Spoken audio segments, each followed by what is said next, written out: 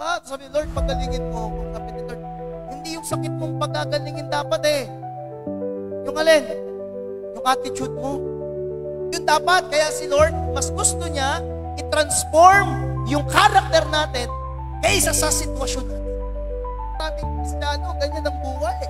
Ibis na pa-forward ang buhay mo, ibis na pa-forward ang pagme-ministry mo, patagilid, paliko-liko. Anong mangyayari kapag gano'n ang takbo ng sasakyan? Maraming mababangga yan. Madidisgrasya yan. Sasabog yan. Ganyan din ang buhay natin. Kapag paliko-liko ang buhay natin, wala tayong mararating. Gumagawa ka ng sarili mong way. Kung naniniwala ka na si Jesus is the only way, so yung way ni Lord ang gawin mo. Pero ang Lord, sabi mo, mahal ka ni Lord. Saka tayo, mahal ka ng Diyos. Kasi siya lang yung natatanging Diyos na hinihigitan palagi yung hinihigitan. And ang gusto mo itong level lang, pero ang gusto ni Lord, the highest level of life. Ang gusto niyang maabot mo, kapatid. Ang gusto mong buhay, 70 lang, 80 lang. Pero ang gusto ni Lord, eternal life.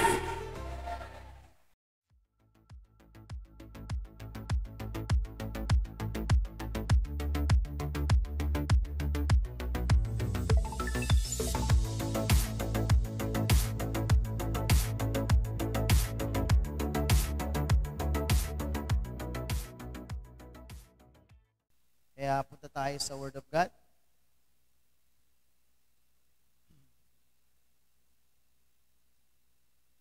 Kaya ang ating theme ng month ng January, ito ay last Sunday ng January. Ang bilis ng panahon. Birthday na agad ni Brother Ruel. February 29 yan eh. Birthday niya. Kada 4 years, nagbe-birthday siya eh.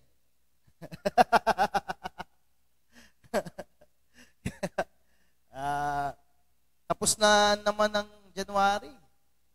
Last Sunday ngayon. Isipin mo, bilis ng panahon. Diba? Ang ating buong isang buwan na mininsahe is about omnipotent. Sabihin nga natin, omnipotent. Yan ay isang, ito'y tinatawag na essential attributes ng Diyos. So pag sinabi mong essential attributes, ito yung katangian ng Diyos na wala ang tao. Okay? So pag sinabi mong omnipotent, God is all powerful. Okay? Ang tao may power, pero hindi all powerful. Okay? May ability siya, pero hindi siya omnipotent. Kaya yan ang isang essential attributes ng Diyos. Siya ay makapangyarihan. Sabi ng Bible, God created the heaven and the earth. Okay? Nilikha ng Diyos ang langit at ang lupa. Nilikha niya ang universe, ang galaxy, ang lahat ng meron tayo. At nilikha ka niya. At anong sabi ng Bible? Babalik tayo isang araw sa Diyos. Okay? Nilikha niya tayo. Nilagay tayo dito sa mundo, dito sa earth. Okay? Tandaan mo, hindi lang ito ang mundo. May iba pang mga planeta. Kaya lang tayo, nilagay ng Diyos ang tao sa earth. Okay? Dahil doon mabubuhay ang tao. Okay?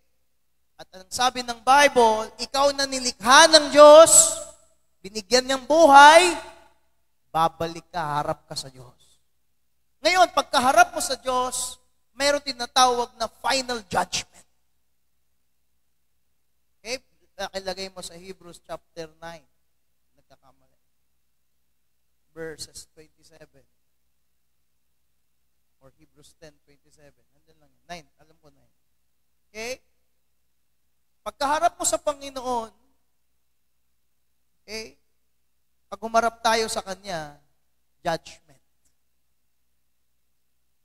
Okay? Nilikha niya tayo, binigyan tayo po. Saan tayo galing? Alabok. Doon po tayo galing. Kaya nga pag namatay ang tao, yung physical, Nabubulok kasi galing yan sa alabok, sa putik. Yan. Pag namatay ang physical na yan, babalikan sa lupa. At yung buhay na binigay ng Diyos, yung iyong soul and spirit, yan ay haharap sa Diyos. Pagkaharap mo sa Diyos, judgment. Sabi yun ng Bible. Mayroong paghahatol. At ano yung paghahatol na gagawin ng Diyos? Ano ang ginawa mo sa lupa nung nabubuhay ka? Tandaan natin, 100 years ang lifespan ng tao. Sabihin natin 100 years, pero umabot ka ng 100 years, napakapalad mo na. Pero ngayon, ang lifespan ng tao, 70 years. Pagkatapos ng 100 years, that is eternal. Okay? After ng 100 years, that is eternal. Okay? Pagkatapos ng 100 years, eternal na yun. Sipin mo, bakit? Okay? Dahil yun nga lang ang lifespan ng tao means, after death, eternal. Okay? Ngayon, ang sabi ng Bible, kung ang buhay mo, kung yung 100 years mo, in-spend mo, okay, nilagak mo sa pamumuhay sa kasalanan. Nilagak mo sa pamumuhay sa mundo. Hindi mo naalala ang Diyos. Hindi mo pinansin ang salita ng Diyos. Anong sabi ng Bible? Itinakda sa mga tao na minsan lamang mamatay. Ano yon? Yung physical, yung mamamatay. At pagkatapos ay ang paghuhukom. Anong ginawa mo sa lupa?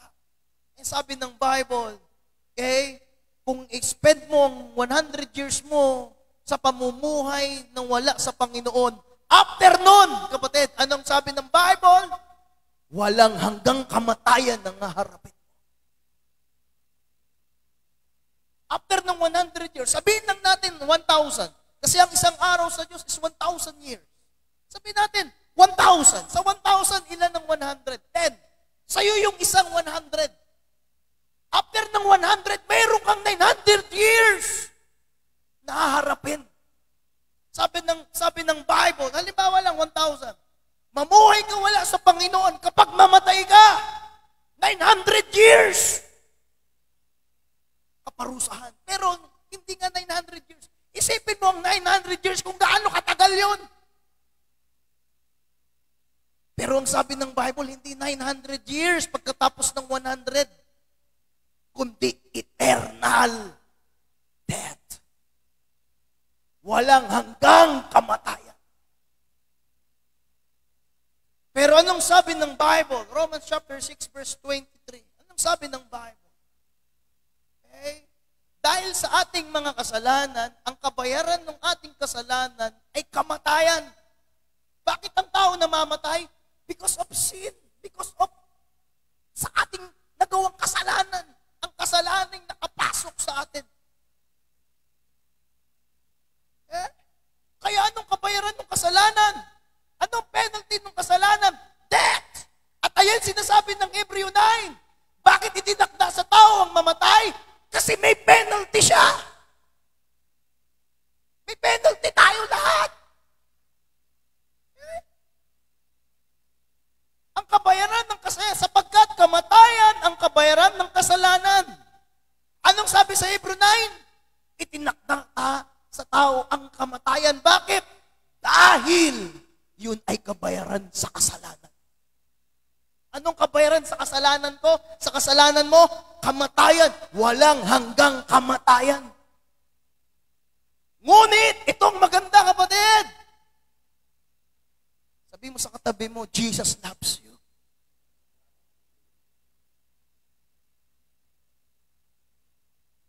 Hindi ito yung pag-ibig na kinikilig ka.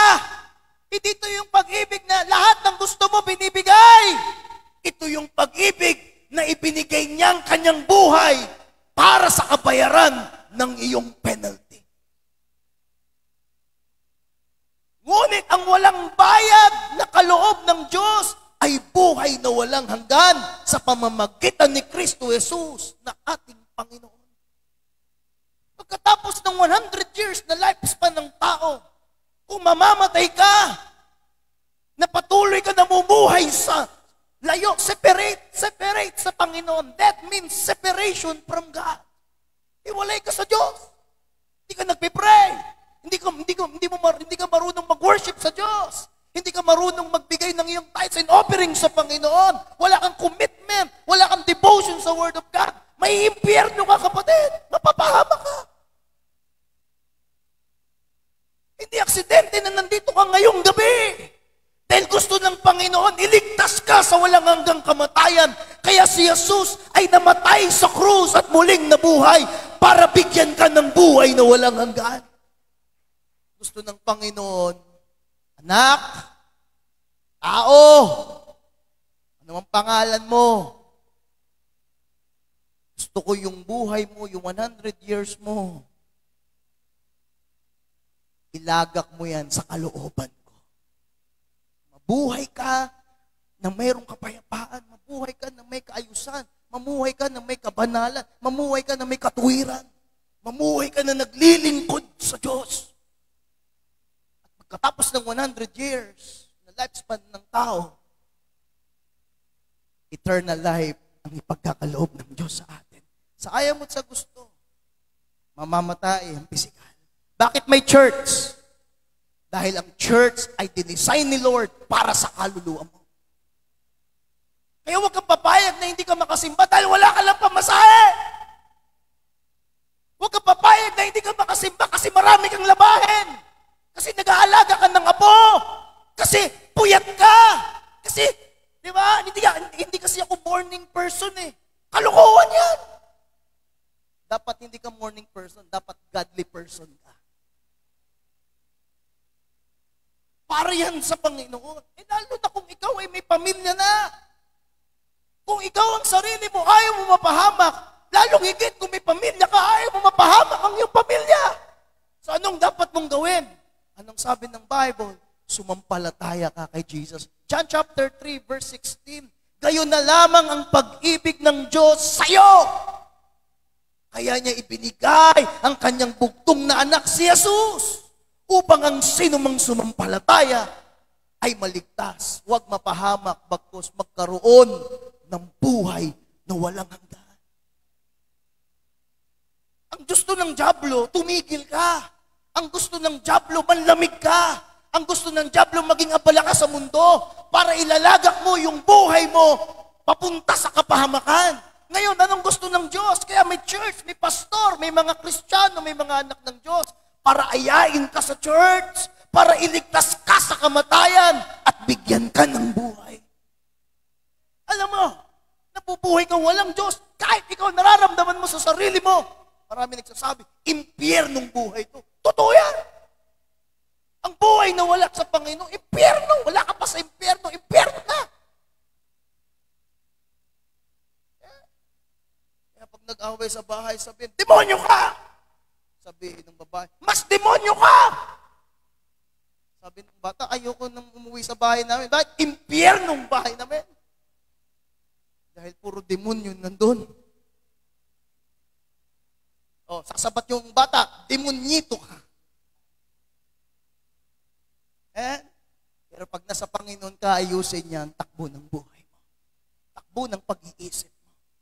Mahal ka ng Diyos. Ayaw niyang mapahamak. Ayaw niya.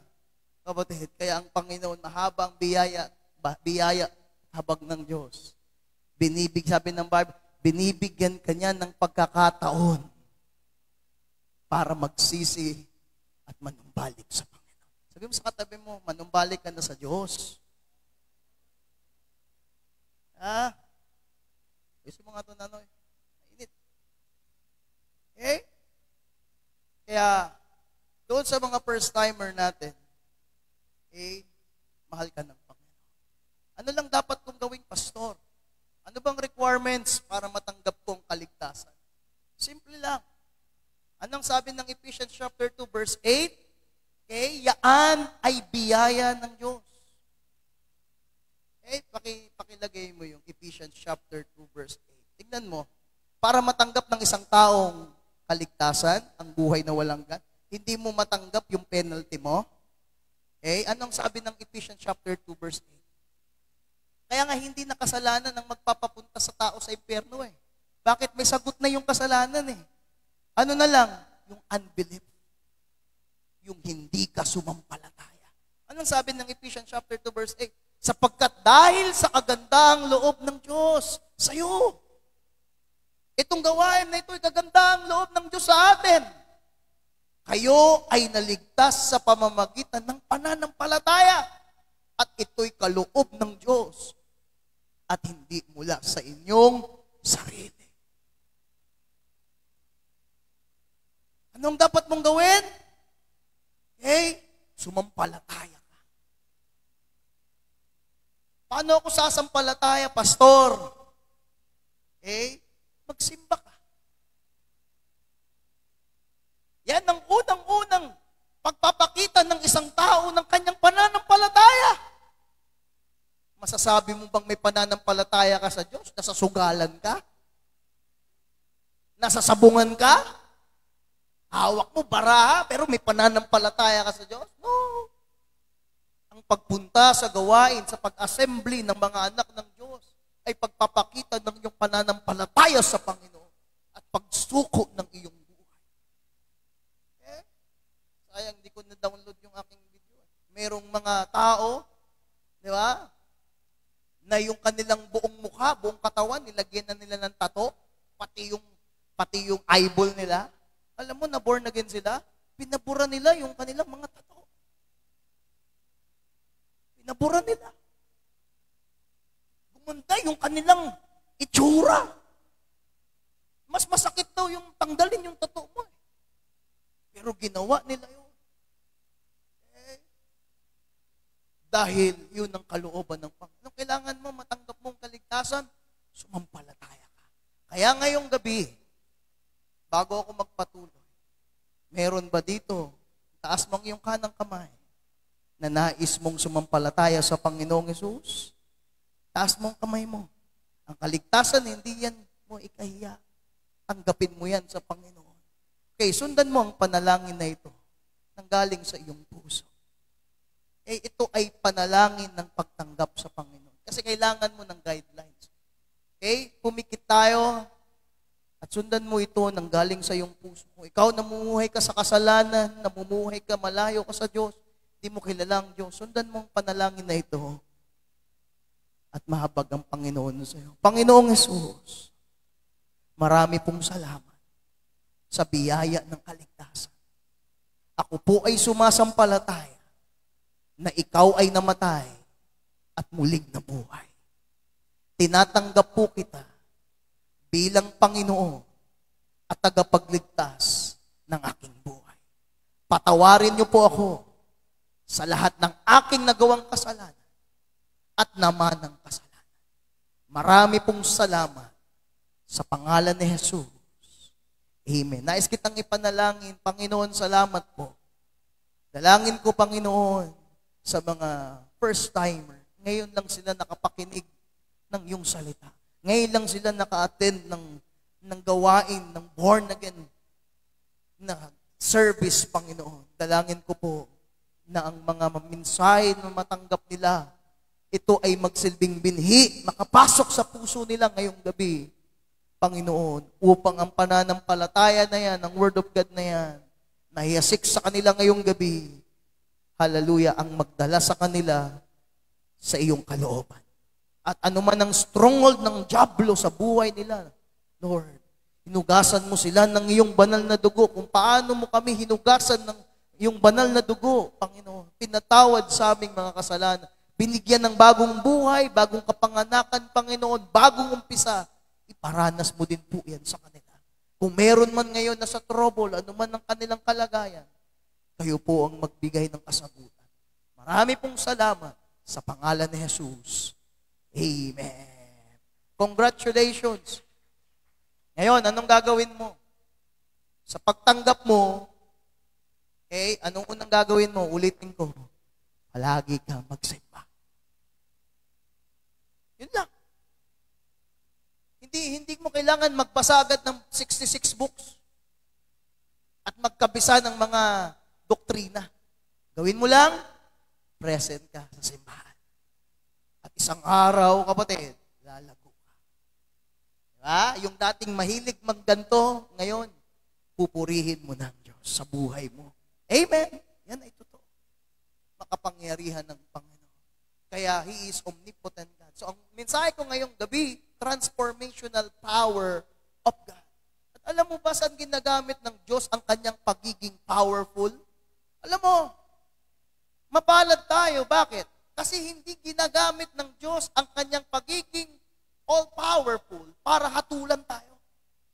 Yung nangyari sa Los Angeles, hindi kagagawan yun ng Diyos. Yun ay responsibility or irresponsibility ng tao. Hindi ganun ng Diyos. Hindi niya susunugin ng tao para lumapit sa Kanya. Anong sabi ng Bible? Ibinigay niya nga yung buhay niya eh. Tapos, pagkatapos Kanyang iligtas, ibigay niyang buhay niya, susunugin ka niya? No, hindi ganun ng Diyos. Okay? Sinong may gawa nun? Ang diablong may gawa nun. Okay? Ang diablong may gawa nun.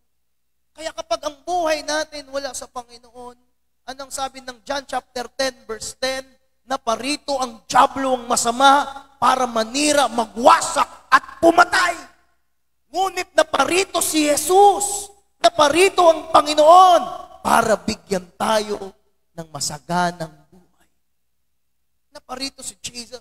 Kaya mapalad tayo dahil hindi ginagamit ng Diyos ang kanyang pagiging omnipotent para parusahan tayo.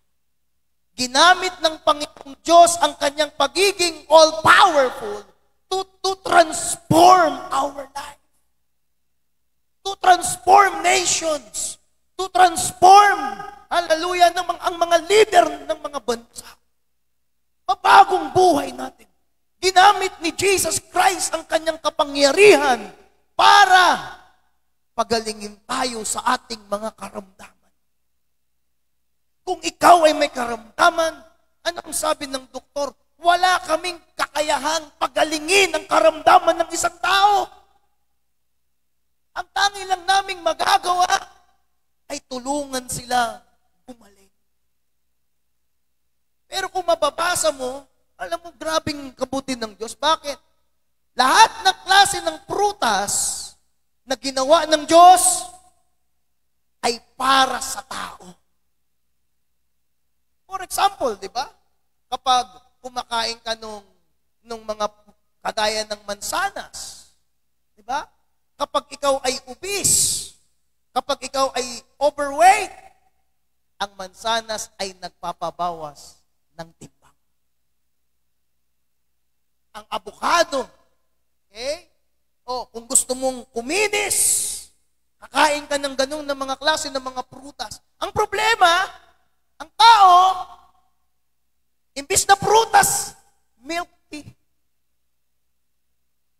Ang tubig, nagki-cleanse ng katawan.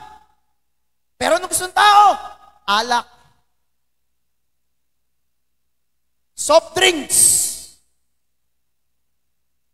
Tama? Okay? Yun ang gusto niya. Junk food. Yun ang gusto niya. Imbis na prutas ang kakainin niya, imbis na masustansyang pagkain na gagawin niya, ang gusto niya, chocolate. Hamburger. Okay? French fries. Okay? Imbis na sariwang hangin, vape. Sigarilyo. Kaya, pag hindi na kaya, oxygen.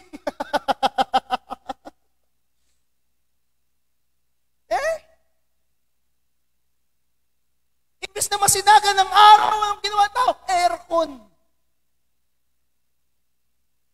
Hindi na makatulog, walang aircon. Ayaw magpa-araw. Lumalakas yung ating body, immune system natin kapag na sisinagam tayo ng araw. Ayaw ko umitim eh. Oo nga, maputi ka nga, pero lampa ka naman. Diba? Hindi ka na makakit niya sa hagdan. Pag second floor, magpapahinga ka. Hallelujah. Maputi ka nga, pero sakitin ka naman. Kasi ayaw magpa-araw. Tapos panay puyat ka pa. Diba? Sabi ni Lord, pagalingin mo ako. Sabi ni Lord, hindi yung sakit mong pagagalingin dapat eh. Yung alin? Yung attitude mo. Diba? Yung karakter mo.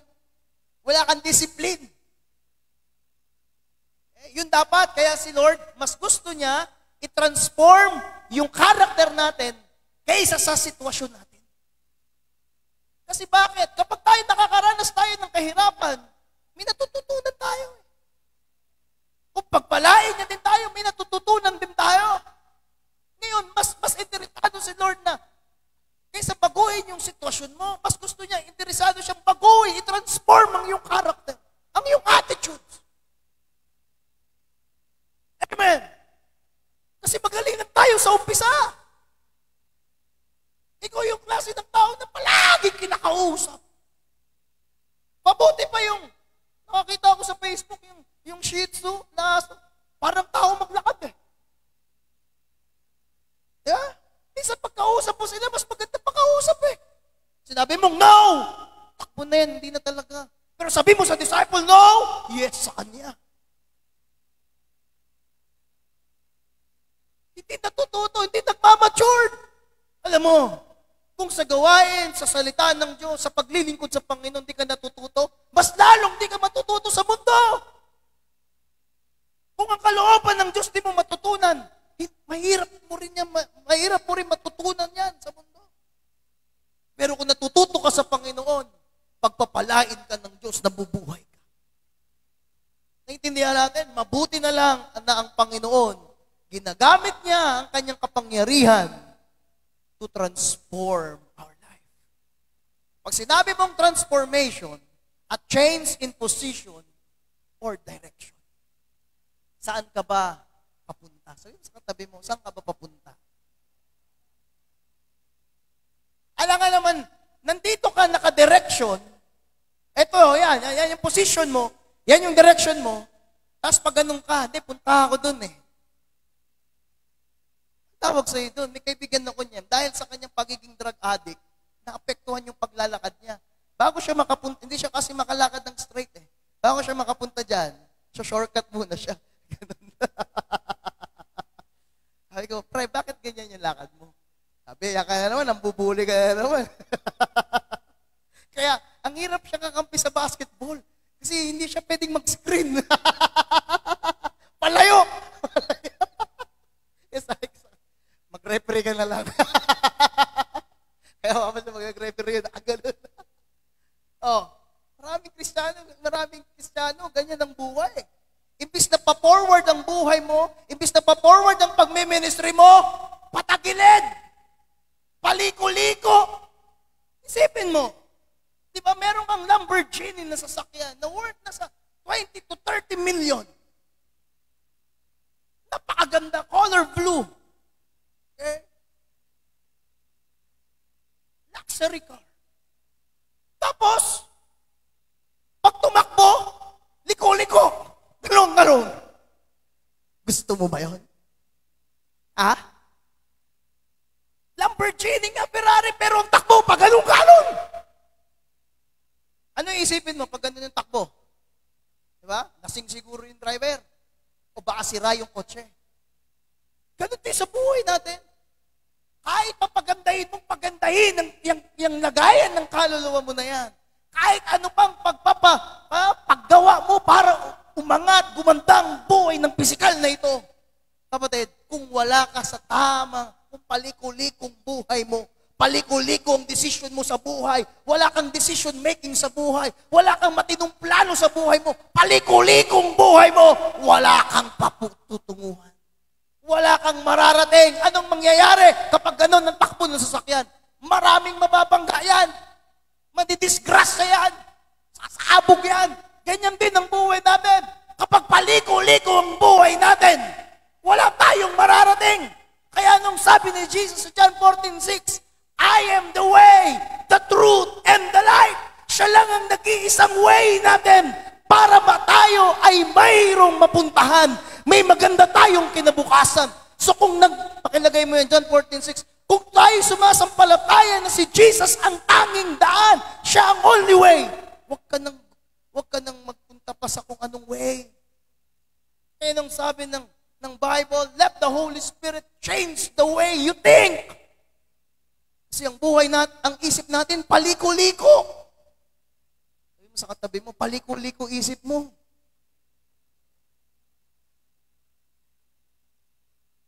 Diba? Yung no sa'yo, yes. Yung yes sa'yo, no. Dumanas ka ng konting problema, ayoko na. Parang napanood ko dun sa Tony Talks. Isang mananampalataya, 14 years old pa lang siya, born again na siya.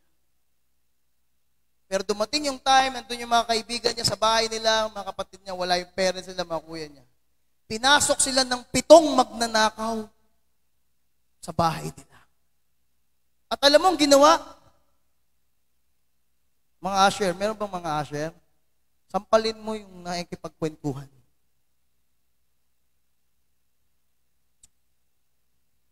Lalo na kung disciple yan. May 7 yung nagnanakaw. Alam mo ang ginawa? Bago sila pagnakawan, ni-rape siya. At siya yung pinakamatindi. Dahil pinagsalit-salitan siya ng 7 magnanakaw. Ni-rape siya ng 7 magnanakaw. At halos patayin sila. Pagkatapos noon, dumating yung isang kaibigan niya, siya yung pinasagot. Binigyan siya ng wisdom ng Diyos. Imbis na mag-react siya na trauma siya o ano man, binigyan siya ng Lord ng wisdom. Paano niya sisignalan yung kaibigan niya na mayroong masamang nangyayari sa loob ng bahay nila? Sa madaling salita, nabigyan niya ng signal. Okay? At yung 7 naka-alis. Okay? Naiwan siya. Nalaman yun ng kanyang pamilya. Pero sabi niya, hindi niya sinisi ang Diyos. Sabi niya, hindi pumasok sa isipan ko na sisihin ng Diyos sa nangyari sa akin. Kundi nagpasalamat pa sa Panginoon, buhay siya. Hindi rin siya nagsampa ng kaso. Dahil bakit? Rooted siya, bata pa lang siya, high school pa lang siya, rooted na siya ng Word of God. Ang salita ng Diyos nagpatibay sa kanyang pananampalataya. Kahit dumating siya, di ba, na i-rape siya ng 7 kalalakihan. Di ba dapat ang maging response sa sarili niya? Wala na siyang pag-asa, nasira ang buhay niya. Pero pinanghawakan niya ang Word of God para makabangon siya sa matinding nangyari sa personal niya. Hindi siya nagkaroon ng galit sa kapwa niya. Hindi siya nagkaroon ng galit kanino man, maging sa sarili niya. Nagpatawad siya, sabi niya, ang paghihiganti sa Diyos. Ang Diyos ang magbibigay ng kinabukasan sa akin. Naka-recover siya. At alam mo, ang batas, ang mga may kapangyarihan, ang nakahuli doon sa 7, namatay yung 7. Pero never, sabi niya, pero never akong nagtanim ng galit sa mga tao na yun. Ang hirap. Mahirap yun sa isang tao hindi rooted ng salita ng Diyos. Pero kapag ikaw, ang pundasyon mo ay salita ng Diyos, tinransform ka, nilagay ka ng Lord sa isang posisyon, hallelujah, nakagaya ng isang matalinong itinayo niya ang kanyang sarili sa batuhan. Ang kanyang tahanay tinayo niya sa batuhan. Dumating ang matinding unos, dumating ang matinding, hallelujah, baha. Pero ang bahay na nakatayo sa batuhan, nanatiling nakatayo. Pero kung ang buhay mo, itinatatag mo sa buhangin, masyado kang ma-pride na tao. Hindi ka marunong sumunod. Hindi ka marunong magpadisiplina, hindi ka marunong magpahubog. Masyado kang ma-pride. Anong sabi ng mensahe kaganina? Huwag mong ipagmalaki sa Diyos na magaling ka. Huwag mong ipagmalaki sa Diyos na matalino ka. Huwag mong ipagmalaki sa Diyos na meron ka. Dahil siya ang lahat ang pinanggalingan na meron ka. Pwede rin niyang mawala sa'yo. Pero naging rooted siya sa Word of God. Hindi yun madali. Kaya nga may pangangaral ng salita ng Diyos, hindi lang para makinig ka, tapos makikipagkwentuhan ka pa. Ngayon ka na lang nagsimba.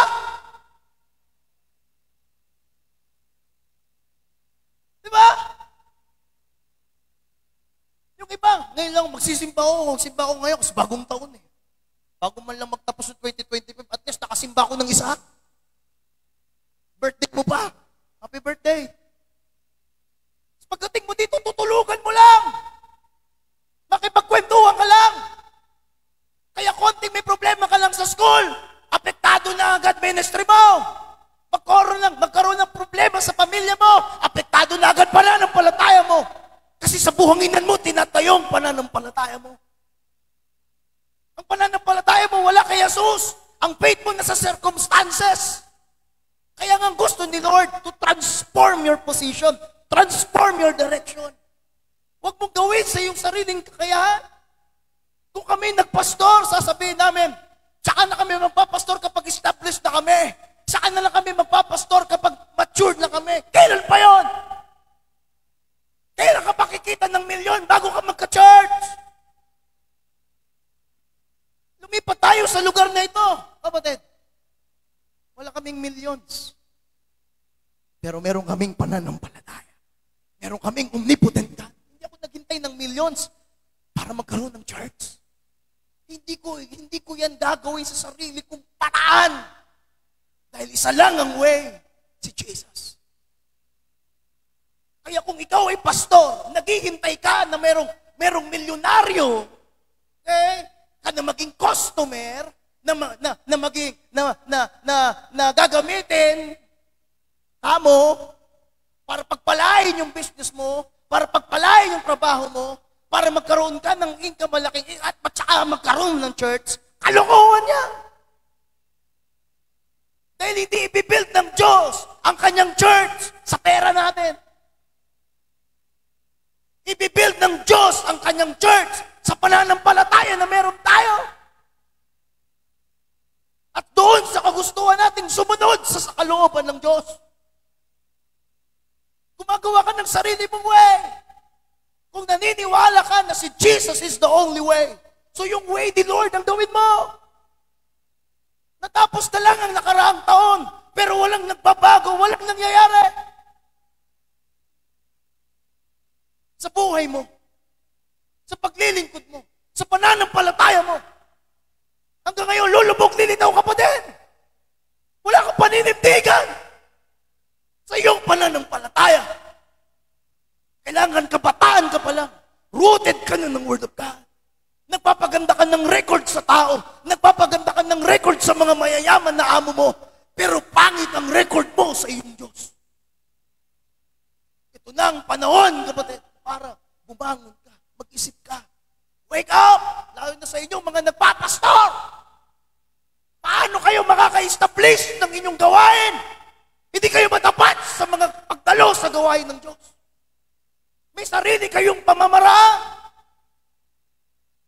Hindi kayo marunong magpasakop. Paano ka matatransform? Paano ka pagpapalain at ang iyong sambay at ang iyong pamilya? Kung hanggang ngayon, ganyan ka pa rin mag-isip, yan pa rin ang way mo. Kung kailan mo gusto magsimba, magsisimba ka. Eh? Yung gusto ni Lord is change your position. Ano ba yung position mo? Saan ka ba? Nakaposisyon. Eh? Kaya nothing is too hard for God. Anong sabi? Nasabi ng Bible. Nothing is too hard for God. Jeremiah 32:17. Samantalahin mo na mayroong nasa Panginoon tayo. Samantalahin mo. Hallelujah. Meron kang Diyos na makapangyarihan. And number 1, as kung bigyan ng diin, transformational power of God, the God who exceeds expectations.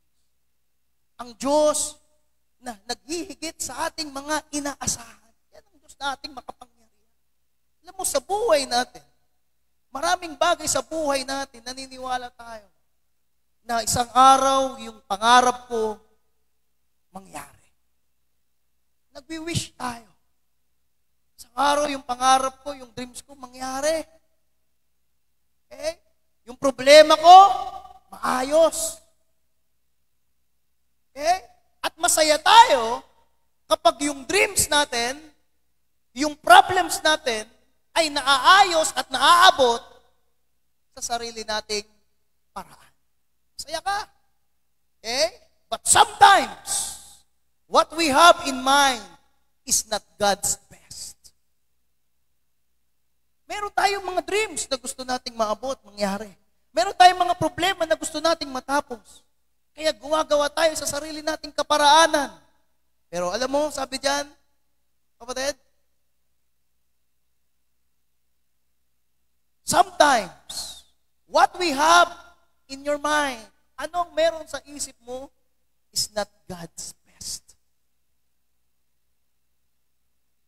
Kagaya ng sabi ng Ephesians chapter 3 verse 20, yung ating text, pakilagay, pakisuyo. Anong sabi? Now to Him, sino yung Him? Ang Diyos, who is able to do immeasurably. Kayang gumawa ang Diyos, may kapangyarihan siyang gawin yung hindi kayang sukatin. More than all we ask or imagine, according to His power that is at work within us. Anong kailangan? Ang kapangyarihan ng Diyos ang mag-work sa buhay mo.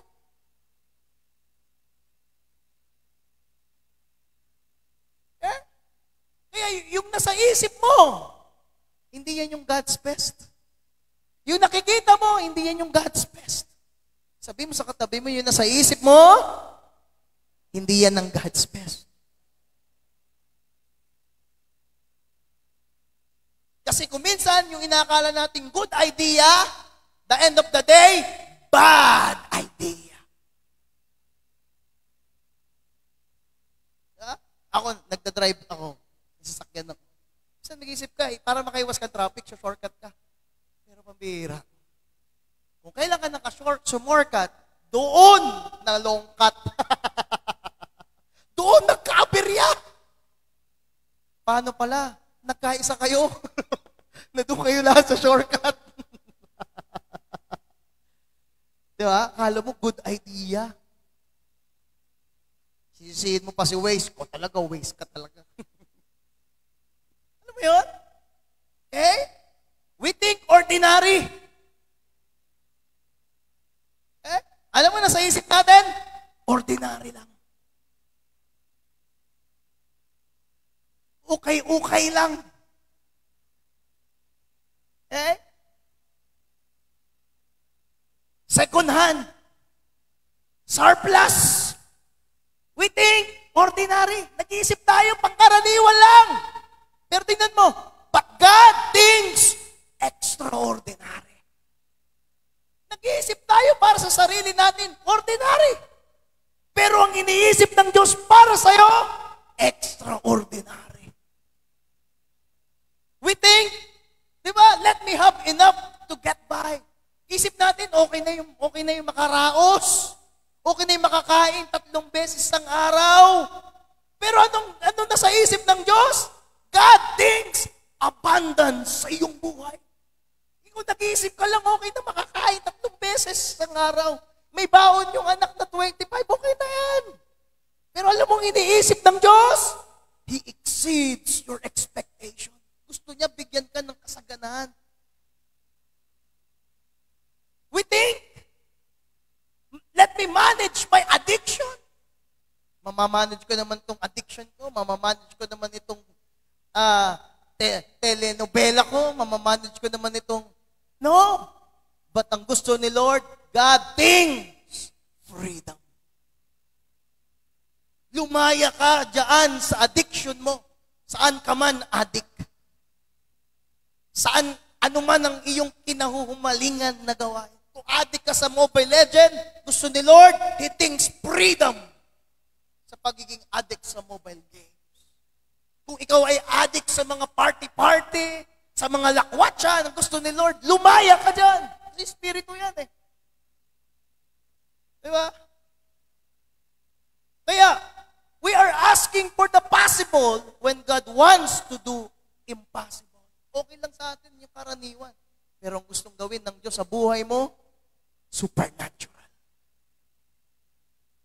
Okay na tayo sa ordinary. Pero ang gusto ni Lord, extraordinary. Ganyan ang Diyos na ating pinaglilingkuran. Kaya ngayong gabi, maaaring nagpunta ka dito, ang nasa isip mo, nasa mindset mo, ordinary lang. Pero tandaan mo, walang gawain ng Diyos na ordinary lang. Lahat ay extraordinary. Lahat ay supernatural, kapatid. Kapag may 2 o 3 na nagtitipon, nandyan ang Panginoon sa ating kalagitnaan. Kung sasampalataya ka lang, kung magsasabi ka lang ngayong gabi, Amen, Lord! Amen, Lord! Amen, Lord! Amen means mangyari sa akin, Panginoon. Pag nakikinig ka ng Word of God, sabihin mo, Amen! Kapag tinamaan ka sa salita ng Diyos, praise the Lord! Para ka gumaling at tumibay. Tama? Hallelujah. God is specialized in exceeding our expectations. And what He has in store for you is bigger, more rewarding, fulfilling than you can imagine. Yan ang gusto ng Diyos. Kaya ang year na to is a year of fulfilling. A year of fulfillment.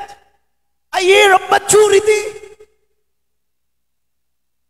Kung lalo na kung ikaw ay nagpapastor. Diba? Pati pa naman sa pagpapastor, puro hirap pa din. Pati pa naman sa pagpapastor, puro kawalan pa din. Dadaam tayo dyan. Pero nandyan yung kagustuhan ng Lord. Hallelujah. Na gusto ni Lord, He has in store you for you is bigger, more rewarding, more fulfilling than you can imagine sa taon na ito. Hallelujah! I'm excited sa taon na ito because more bigger, more rewarding, more fulfilling than you can imagine. Ang Diyos ang gagawa. Ang Diyos ang kikilos sa ating buhay sa taon na ito. Hindi yung addiction mo. Hindi yung problema mo ang maglalagay ng problema kada buwan, kundi ang kamay ng Diyos ang maglalagay ng pagpapala. Uutusan niyang pagpapala, kapatid, na ilagay yan sa buhay natin kada buwan. May pagpapalang dadaloy sa ating tahanan. May pagpapalang, hallelujah, marireceive ang ating mga anak, ang ating pamilya. Because God is bigger, more rewarding, more fulfilling than you can imagine. Anong gusto mo? Unang buwan pa lang may problema, sunod na naman ng February, mas severe na problema. Yan bang gusto mo? Mas malalang sakit? Mas malala, mas baon sa utang? Kung ang utang mo nakaraang taon 20,000, ngayong taon maging 50,000? Yan ang gusto niya? Kung ayaw mo yan, hayaan mo ang kapangyarihan ng Diyos ang mag-transform at mag-iba ng position at direction mo. Hallelujah. Ano sabi ni Paul sa Ephesians? God is able to do exceedingly abundantly above all we can ask or think. Ano ba yung hinihingi mo sa Panginoon? Kaya niya yan lagi higitan. Anak, ang liit naman ng hinihingi mo eh. Ordinary lang yung hinihingi mo eh. Pero ang gusto ni Lord, I believe this is going to be a year where God exceeds your expectation. I-exceed ng Lord yung inaasahan mo, yung naiisip mo, gusto ni Lord, higitan pa sa naiisip mo. Diba tayo? Yun ang gagawin ng Panginoon sa buhay mo, sa buhay ninyo, sa buhay namin. Kung ano yung hinihingi ng Lord, nasihigitan pa ng Panginoon. Pero pag sa tao ka, humingi, Hindi niya higitan, babawasan pa niya. Sipin mo, nagtrabaho ka, kumain ka, babawas ka yung pagkain mo sa sahod mo. Hindi nag-i-exceed ng expectation ng tao. Hallelujah. Kaya naalala ko nung bata pa ako, mahilig kasi ako kay Zorro bata pa ako. May maskara, may sombrero, may espada, may kapa. Tapos may kabayo. Wala ako nun lahat. Ang meron lang ako, espada. Espada ko pa kawayan. Pag sa palengke, kaya gustong-gusto ko sumama sa mother ko sa palengke. Kasi nandun yung isang set ng costume ni Zorro. Di ba alam mo, pag mayroong uso sa palabas, yun yung palaging nakikita mo sa palengke. Hindi kami mabilan.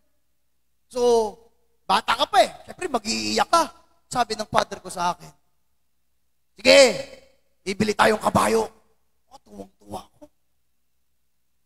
Expectation ko Hanggang pag-uwi, tuwang-tuwa ko. Sabi, kailan? Mamaya! Teka lang. So, dumating na yung mamaya. Sabi ko, excited na ako. Kumuha ng kutsilyo. Teka, excited ako. Wala akong kahalbong Expectation ko, yung kabayo talaga ni Zorro. Punta doon sa sagingan. Kumuha yung dahon ng saging. Tinanggal yung dahon. Ano kaya yan? Sabi ko, di naman kabayo yan Maghintay ka. Ganun, kinikinis. Kumuha ng banana cue stick. Binali yung puluhan ng saging. Tinusok niya yung banana. May buntot na tirang dahon. Silagyan niyang tali. Sabi niya, sakay na. Ganda yan! Kabayo! Sabi ko, paano naging kabayo? Tingnan mo, hugis. Yung mukha, parang kabayo. Diba? Nalungkot ako. Pero wala akong magawa Pangarap ko si Zorro. Sige, napapagod lang ako kasi ako yung pake. Diba? Kapag sa magulang mo ikaw nag-expect, hindi niya kayang higitan yung iniasahan mo. Mabili mo ang iPhone. Diba? iPhone, bibigay sa'yo, cherry lobat. Tsagaan mo muna yan. Diba? Tsaka na pag nakatapos ka, tsaka na pag may trabaho ka na. Hindi kayang i-exceed ng expectation natin. Hindi kaya ng magulang i-exceed yung expectation natin. Hindi kayang i-exceed ng boss mo yung Ginawa mo na ang lahat! Lahat na ginawa mo! Pag inutos niya lahat, kahit di ka matulog. Diba? Dahil alam mo kapag ginawa mo ang lahat, umaasa ka baka taasan niyang sahod mo, baka i-promote ka niya. Diba? Pero hindi na kayang ibigay, i-exceed yung expectation mo kahit binigay at ginawa mo ng lahat. Hello? Ganon din sa pag-ibig. Binigay mo ng lahat. Diba? Halos sambahin mo na yung kasintahan mo. Halos sambahin mo na, nililigawan mo. Pero sa huli sasabihin, hindi pa ako handa. Binigay mo na ang lahat ng pag-aasikaso, pero nakukulangan ka pa rin sa inaasahan mo sa Kanya. Kasi hindi kayang exceed ng tao ang iyong inaasahan. Kasi hindi naman siya all-powerful. Amen! Yung anak ko matalino talaga to. Laging awarding, rewarding lagi tong anak ko. Nagkatrabaho, expect mo, bibilang ka ng bahay. Binilang ka, drawing na bahay. Expect mo, amount, bibigyan ako ng 20,000 nito. Pang wifi lang yung binibigay. No, ma, pang wifi. Pag naubusan na siya ng pera, ma, baka meron ka dyan, pamasahe. Nag-expect ka nung nakatapos, nakapagtrabaho, nag-expect ka monthly. May pensyon ka. Pero ikaw pang nagbibigay ng pamasahe pala. Hello? Di ba? Kaya magulang, yes, nakatapos ng anak ko. Makakatulong na to. No, lumala ang problema mo. At least kayong dalawa ng kayong mag-asawa, nagtatalo lang kayo sa bayaran kasi dalawa lang kayo. Ngayon, nagtrabaho ng mga anak mo, 4 ng problema mo. Diba? Away kayo mag-asawa, papahay na kuryente, tubig. Ngayon, dami mo ng kalaban.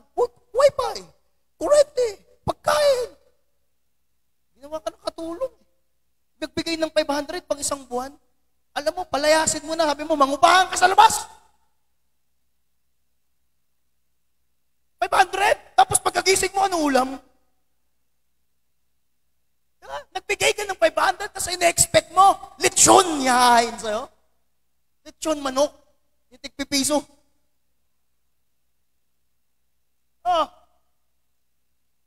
Hindi kayang i-exceed ng tao ang expectation mo. Hello? May kausap ba ako? Kahit saang area eh. Hindi nila kaya ibigay sa'yo. Kung gawin man nila, may kapalit.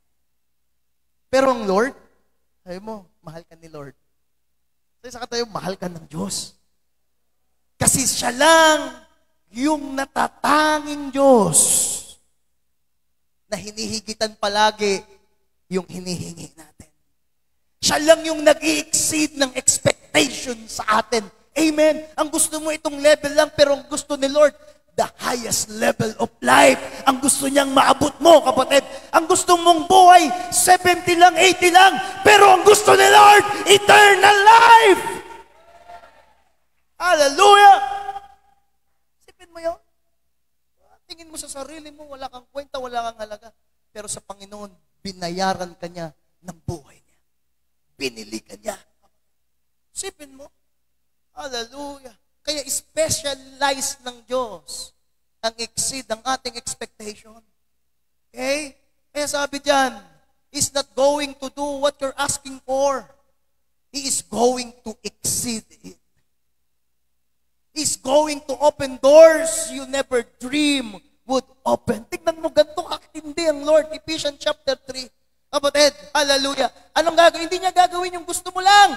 Kundi ang gagawin ni Lord, yung higit sa gusto mo. Ang gagawin ni Lord, magbubukas siya ng mga opportunities sa buhay mo na hindi mo maiisip na mangyayari sa buhay mo. Hindi mo maiisip na dadaling ka ng Lord sa ganyang kalagayan ng buhay. Ganyan ang Diyos. Kapag naglingkod ka sa Kanya, akala mo hanggang ganyan na lang buhay mo? Akala mo hanggang dyan ka na lang? Akala mo habang buhay nandiyan ka na lang sa sahig matutulog? Akala mo hanggang dibatok na TV na lang ang mapapanooran mo? Noon ang TV namin binabatukan, ang antena, ang panlipat, tinidor, ang antena na sa taas ng atis.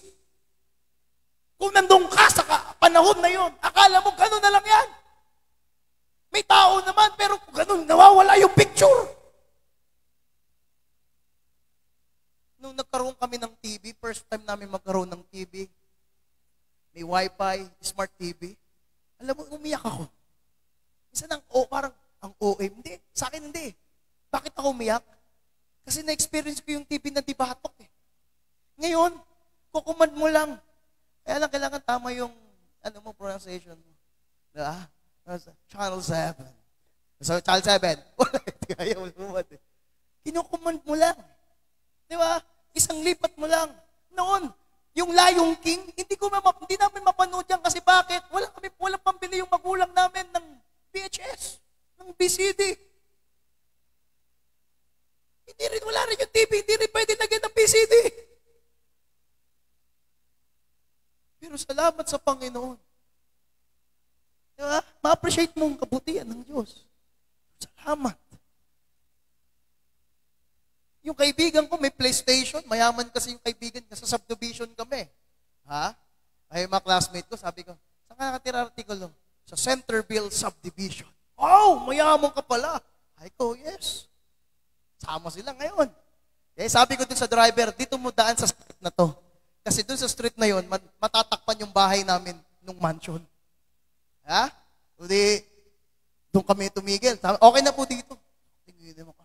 Wow! Yeah. Ang yaman mo pala! Yeah. Bakit dito ka sa pasok na bunkaral? Sabi ko, yan, dito tayo dahan sa gilid. Ba't dito sa gilid? Para mabilis. Pagkita yan. Sabi ko, yun yung bahay namin. Oh. Hallelujah. Ma-appreciate mo ang Panginoon sa kung anong meron ka. Amen? Kami ang bahay na walang comfort room. Mahirap ang bahay na walang CR. Paano pag... Diba? Sumakatyan mo. Walang comfort room. Siyempre, anong gagawin mo? Alam mo na yun. Diba? Kung saan ka tae, doon ka. Or, flying saucer. Kaya kung may comfort room ka, pasalamat mo sa Lord. Lord, salamat, komportable ako dito. Kung saan ka niya, may tumuklaw sa'yo ahas, patay ka. Ganun ka-powerful ang Diyos. He exceed your expectation. At ang maganda, kapatid, binabago ng Diyos ang buhay natin. That is transformational power of God. Yung kahirapan mo, papalitan niya ang buhay mo, pasasaganayin ka niya. Kasi ang Diyos lahat sa Kanya maganda, mabuti. Mabuti, masaya palagi sa Panginoon. Walang kalungkutan sa Diyos. Anong sabi ng langit? Hallelujah, sabi ng Bible na ang langit araw-araw may nag-umaawit, may nagsasabi, banal, banal, banal, banal ang ating Diyos. Banal, mabuti ang ating Diyos. Palaging may celebration ng langit. Walang mahirap, walang malungkot, walang may anxiety, walang may depression sa Panginoon. Ang lahat ng mga anak ng Diyos ay may kagalakan mula sa Panginoon because He exceeds our expectation. Higit pa. Kaya nga sabi ng kanta, higit sa aking kailangan, higit sa aking, naranasan. Amen? Awitin natin yun mamaya. Kasi God is able. Okay? He's going to open doors. Ngayong taon, He's going to open doors. Hallelujah, hallelujah. He's going to take you further than you can imagine. You're going to look back and think. Ano yung gusto ni Lord na parana sa atin? Hindi ko naisip na mangyayari ito sa buhay ko. Yun ang gustong gawin ng Diyos sa'yo. Yung sasabihin mo isang araw sa buhay mo, magpapasalamat ka. Wala ka ng ibang sasagawin na sasabihin, kundi Lord, salamat dahil hindi ko ina-expect na ganito pala katindi, kaganda, kadakila ang plano mo sa buhay ko. Ganito pala katindi, ka-bigger, ka-rewarding, fulfilling ang gusto mong gawin sa sambahayan ko, sa pamilya ko. Maglingkod ka sa Diyos. Sabi ko sa katabi mo, maglingkod ka sa Panginoon. Higit pa dyan, bibigay ng Diyos sa'yo. Hallelujah. Yung mga doors na hindi nagkuklaw sa buhay natin, ng Lord magbibigay. So get ready! This year, bago magtapos ang buwan na ito, mag-uumpisa ang Panginoon. Ang sabi ng Lord ngayong gabi, get ready! Victory Church sa Marte, maging nasa na online, get ready! Dahil i-exceed ng Lord ang ating expectation. Yung mga dating hatlang, ngayon hindi na sila magiging hatlang. Yung mga dating problema, ngayon pagpapala na sila. Yung mga dating wala ka, ngayon meron ka na. Mula sa Panginoon. Get ready. Sabi ng Holy Spirit, sabi ka ganina, napakaganda ng ginawa ng Lord ka ganina. Amen? Naramdaman, sabi ni Sister Doris, matinding. Yung prophetic word ng Lord. Hallelujah. Hindi na nga siya prophetic word. Bakit? Kasi dineclare na ng Diyos. Hindi na siya hula. Kasi sinabi na ng Panginoon. Anong sabi? I-claim na lang natin. Claim. Pagsalita mo ngayong gabi, Amen, Lord. I claim it in Jesus' name. Higit pa. Hallelujah. So God is about to exceed your expectation. He's going to make things happen that you didn't see coming. Yung hindi mo naisip na dadating na success, na promotion. Sabi ni Lord, it's coming. Get ready. Get ready. Woo! Yung hindi mo deserve, you didn't deserve it. You didn't work for it. It's just the goodness of God showing favor on your life. God team merchandise. Hindi mo deserve. Hindi mo winork. Yung winork mo, wala nangyari. Yung deserve mo, ordinary. Pero sabi ni Lord, hindi mo to deserve. Hindi mo to pinagpaguran. It's just the goodness of God. It's just showing favor sa buhay mo. Diba? Si Jose, kung buhay niya, trabaho siya, alipin siya. Pero natanggap niyang goodness ng Diyos. Natanggap niya yung favor ng Diyos. Ano nangyari? Ginawa siyang pangalawang makapangyarihan sa Egypt. That is goodness of God. Tayo mga magulang, hindi natin na kayang ibigay sa ating mga anak, lalo na kung may sariling pamilya, hindi na natin sila kaya kung ano man. Pero ang Diyos, kaya niyang i-exceed yung kaya mong ibigay sa iyong mga anak. Amen? Sa totoo lang, mahirap na silang pasunod. Hindi na nga sila minsan naniniwala sa iyo. May sarili na silang way. Pero manindigan ka lang sa Panginoon. Because it's the goodness of God showing favor in your generations. In your generations, kapatid. Hallelujah! Tandaan natin yan. Hallelujah. Kaya may isang mananampalataya, nagpatotoo siya. Pinatotoo niya ang lahat na meron siya. Okay? Bago niyang rep, bago niyang bahay, lahat. Pinatotoo niya. Sabi niya, tunay akong pinagpala ng Panginoon. Pero, tinuruan siya ng Diyos. Sabi ng Diyos sa kanya, alam mo kung bakit meron ka niyan? Alam mo kung bakit nagkaroon ka niyan, pinagpala sumaga ng buhay mo? Dahil may mga taong kahit walang-wala sila, pinagpipray ka nila na pagpalain ka. It's goodness of God. Kaya kung pinagpala tayo, nagtagumpay tayo, huwag manangan sa sariling karunungan, kaalaman, because na malakas ka. No! Alam mo kung bakit ka nagtatagumpay? Bakit ka pinagpapala? Baka merong nanay at tatay mo. Hallelujah, na iniisipan mo, wala maibibigay sa iyo ng malaking halaga. Pero pinagpala ka dahil sa mga luha nila, dahil sa mga pagluhod nila sa Panginoon, na Lord, pagpalain mo ang aking mga anak. Na Lord, pagpalain mo ang aking mga apo. Na Lord, pagpalain mo ang aking asawa. Na Lord, pagpalain mo ang aking kapatid. Kaya kung tayo pinagpapala ng sabi ng Bible, kapatid, ipagpasalamat mo sa Panginoon at maging channel ka ng pagpapala. Kaya kung tayo ay nagtatagumpay, salamat dahil mayroong katulad mo na nagpe-pray na tayo magtagumpay. Huwag tayong magmalaki, kapatid. Yan ang ating tandaan.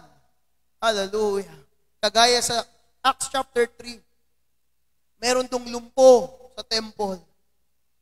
Buong buhay niya, sabi diyan, 40 years old man. Mula pagkabata, lumpo na siya, paralyzed na siya. Okay? Ang naging trabaho niya ay manglimos ng bariya. Yun ang kanyang trabaho. Tuwing umaga, dadalhin siya doon. Kapag maggagabi na, uuwi siya, bubuhatin siya. Ganon at ganon at ganon yung routine ng buhay niya. Never niya nang naisip na mababago pa ang kalagayan niya. Pero dumating ang isang araw, sabi ng scriptures, the man looked up, expectation to receive a gift. Lumapit yung paralyzed kay Peter and John. Nahingian nila. Si Peter and John, apostle ni Jesus, ng limos, nahingian niya ng limos. So, expect nung paralyzed, bibigyan siya. Uy, siguro, parang 20 bibigay nito Ha? Oh. Yun expect niya, barya. Pero, hinintuan siya ni Peter, ni John. At anong sabi? Okay? Sabi pa nga doon, nakita nung paralyzed na tumingin doon sa bag. Wala. Disciple Walang 2,000 yan pag nanghumayo Ano sa bag niyan? Bible. Kahit pang ice tubig, wala Nung kami humahayo, ang laman lang ng bag namin, Bible. Tracts. ballpen, papel. Wala naman na pera yan.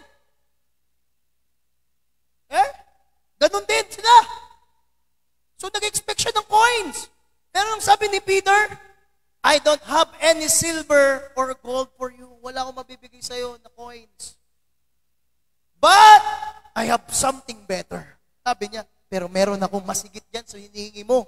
Anong sabi ni Peter? In the name of Jesus, rise and walk. Paralyzed siya. Ang hinihingi niya coin. Pero ang binigay sa kanya ng Panginoon, ang makalakad siya. Never niya naisip, na-imagine na makakalakad siya. Wala hopeless na, helpless na. Pero sabi, tumayo ka at lumakad, nakalakad yung lumpo. Peter took him by the hand, pulled him up, and instantly he was healed. He started walking. He was so excited. He took off running, leaping, thanking God. But notice, the man was expecting a few coins. Coins lang binibigay palagi sa kanya. Pero isang araw, ang tao na ito, he was expecting the ordinary, same thing that had happened the last 40 years. 40 years niya na nare-receive ang coins. Pero nung araw na yon, God showed up and exceeded his expectation. He didn't see it coming. Hindi niya naisip na mangyayari yun. Sa isang 40 years old. Isang 40 years ng lumpo. Pero isang araw, nakatalon, nakatakbo, nakapag-basketball. Hallelujah! Ang isang lumpo. Tayo pa kaya? Tayo pa kaya? Ikaw pa kaya? Hindi ka naman lumpo. Pero siya, kapatid, kaya yun yung gusto ng Lord na iparana sa atin. Hindi ko naisip ito. Yun ang gustong maipatotoo. Yun ang gustong marinig ng Lord sa atin. Ipapatotoo mo, hindi ko naisip. Pero ang Diyos, ibinigay niya sa akin. Ipinagkaloob niya sa akin. Hallelujah. Amen. Kaya naniniwala ako, hindi pa itong lugar natin. Ordinary pa ito. Kaya pang i-exceed ng Lord ang ating inaasahan sa lugar na ito. Amen! Hallelujah! Palakpakan natin ng Panginoon! God is so merciful. Okay? Kagaya, there is a minister. Merong isang minister na babae. And she spent most of her time on the streets helping women that have gone through abuse and struggling with addictions. Ang babae na ito, isa siyang minister, at ang kanyang passion, tulungan yung mga babaeng na abuse, na rape, struggling with addictions. Okay? Yun ang kanyang tinutulungan, yun ang kanyang pinagmiministeryuhan. Now, a while back, through a series of unusual events, she met one of the wealthiest men in the world.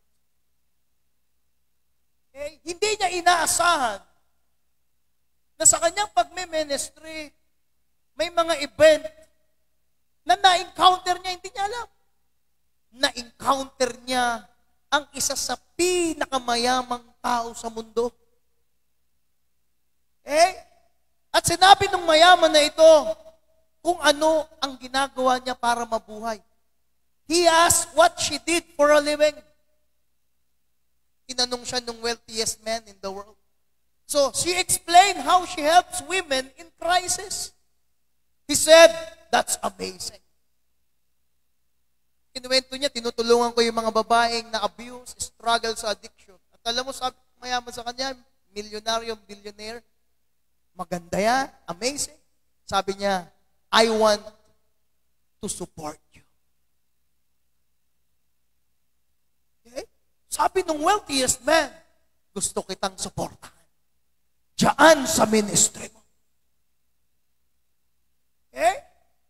He gave her the largest check that she had ever received. Kumuha ng cheque, nagbigay ng malaking halaga. As she was leaving his office, nung umuwi na yung babae, this man's friends came walking in. Yung pag-alis ng babae, dumating naman yung kaibigan ng mayaman at isa din siyang mayaman. Okay? He said to his friend, sabi niya, friend, this woman helps ladies that are in trouble. I just gave her a gift. How much are you going to give? Without missing a bit, the friend said, I'm going to give the same amount that you just gave. This lady walked out amazed thinking, I never dreamed I would have two of the wealthiest men in the world supporting my ministry.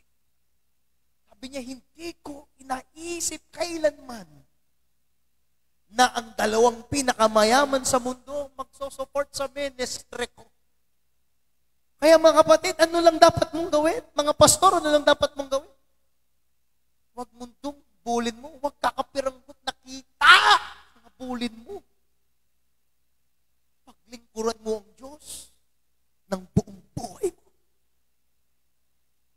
Dahil kahit pinakamayaman sa mundo ay kayang utusan ng Diyos. Sabi diyan, lahat ng nilikha niya naglilingkod sa Kanya. Kaya niyang gamitin to support your ministry. Sipin mo. Okay? Paano yung mangyayari sa'yo kung kaya mo na sa sarili mo?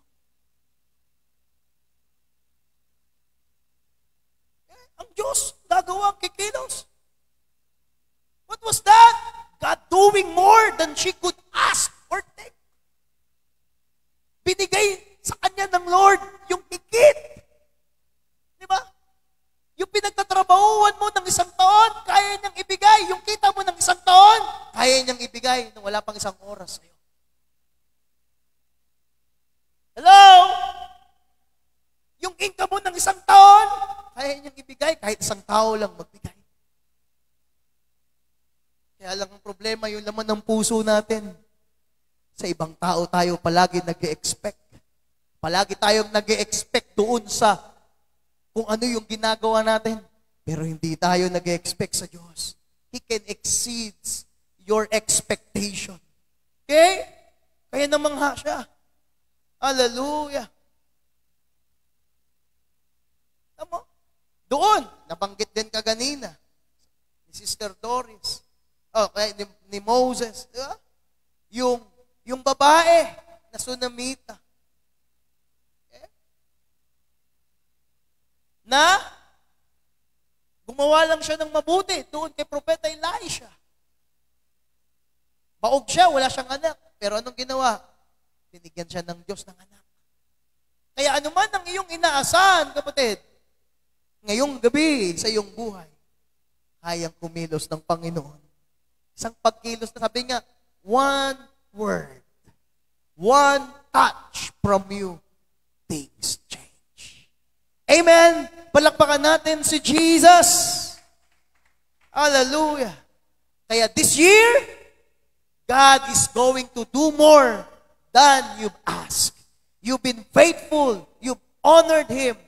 God is about to show out in your life. Tumayo tayong lahat ngayong gabi.